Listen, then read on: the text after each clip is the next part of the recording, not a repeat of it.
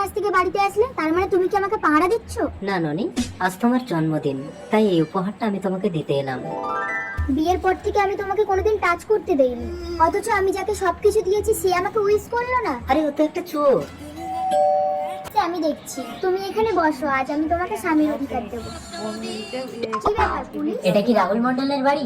হ্যাঁ, কেন কি হয়েছে স্যার? এই মানিব্যাগটা কার? স্যার, এটা তো এখানে কি চাইছে? তোমাদের বাড়িতে কোন মেয়েকে পছন্দ করেছে, তাই পাকা কথা বলতে এলাম। আমার মেয়ে তো ছোট। এই মিমি, এই তো স্যার। বাবা খ্যাপা, এই মেয়ে তো ছোট।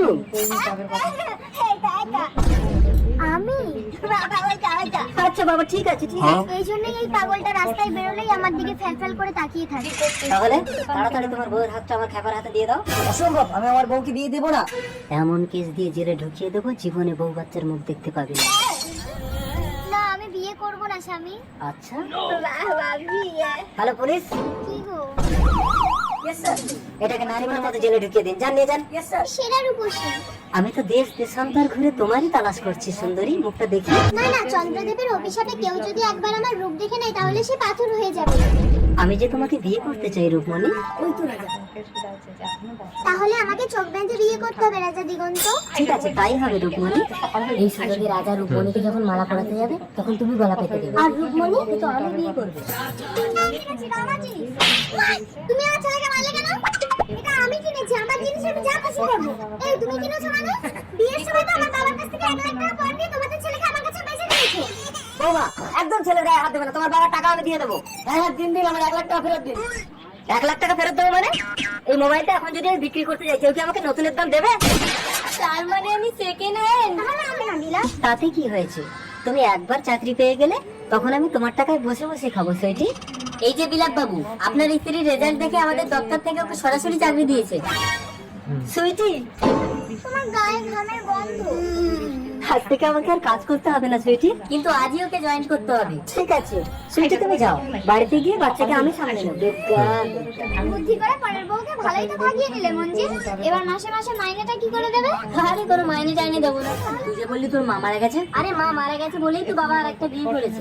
ওহো আচ্ছা, রূপ তুই বস, আমি একটু দোকান থেকে আসি। ঠিক আছে। রূপ, তুমি সত্যিই খুব সুন্দর। Thank you thank you. একটু আমার বেডরুমে চলো। হ্যালো বাবা, তুমি বাড়ি আসছো? কোথায় গেল এই রূপ?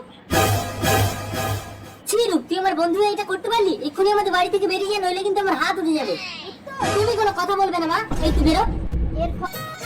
ছি বাবা, মা মারা গেছে বলে এই বয়সে ছেলে বৌমা থাকতে তুমি আর একটা বিয়ে করে আসলে? তোরা তো আমাকে দেখিস না, এই বয়সে আমাকে কে দেখবে?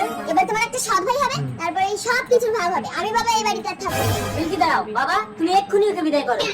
আমাদের তো ফুল সজ্জা হয়ে গেছে বাচ্চা। তোমরা আমাকে তাড়িয়ে দিও না, আমার কেউ নেই। দেখতে হবে না বৌমা, তোমার শাওরিকে দুটো খেতে দিও। আমি কলকাতায় কাজে চলে যাচ্ছি, আসি গো।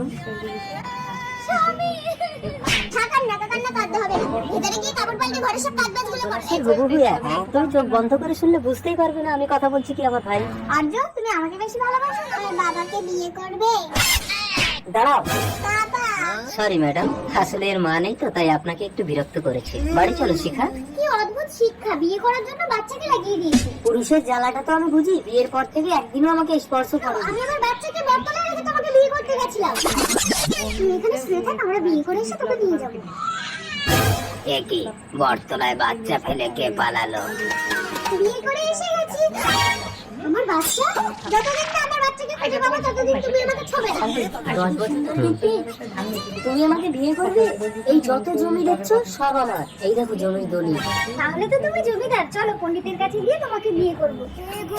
এসো পণ্ডিত মশাই, আমি এই মেয়েটিকে বিয়ে করতে চাই।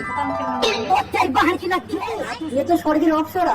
তুমি একজন শূদ্র ছোট জাত, তুমি এর কন্যার যোগ্য না। আমি ব্রাহ্মণ পণ্ডিত, আমি একে বিবাহ করবো। না আমি এনেছি, আমি বিয়ে করবো। আমি করবো। না আমি।